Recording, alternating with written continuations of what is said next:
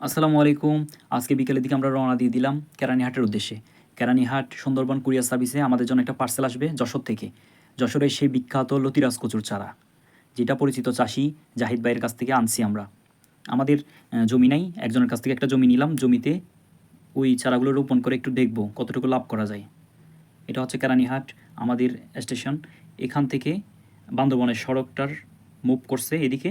সোজাসুজি যে সড়কটা গেছে এটা কক্সবাজারের সড়ক, যেটাকে আরাকান সড়ক বলা হয়। পরে কুরিয়ার সার্ভিসের অফিসে গিয়ে ওদের সাথে কথাবার্তা বলে আমাদের কচুগুলো আমরা রিসিভ করে নিলাম। রিসিভ করার পর গাড়িতে উঠিয়ে আমরা নিয়ে আসলাম। সাথে গেছিলো দুজন ভাতিজা, একজনের নাম সাইম আর একজনের নাম রিয়াদ। এলাকার একজনেরই গাড়ি নিয়ে গেছিলাম। পরে রাস্তায় ওরা নাস্তা খেতে চাইলো, পরে ওদেরকে নিয়ে সবাইকে নিয়ে আমরা চা খেলাম। এরপর আমরা আস্তে আস্তে আমাদের গ্রামের দিকে চলে আসলাম। কচুগুলো ইনশাল্লাহ কালকে রোপণ করব। পরের পার্ট কালকে রোপণ করার দৃশ্য এবং কতটুকু দূরত্ব বজায় রেখে রোপণ করা হচ্ছে সব আপডেট এই পেজে পাবেন। ইনশাল্লাহ ফলো দিয়ে সাথে থাকবেন। পরে আবার আমরা চারাগুলো একটু চেক করে নিলাম। দেখলাম এই ছোট্ট ছোট্ট চারার মধ্যেও লতি চলে আসছে। এগুলোতেও লতি দেখা যাচ্ছে। আলহামদুলিল্লাহ, সবাই আমাদের জন্য দোয়া করবেন।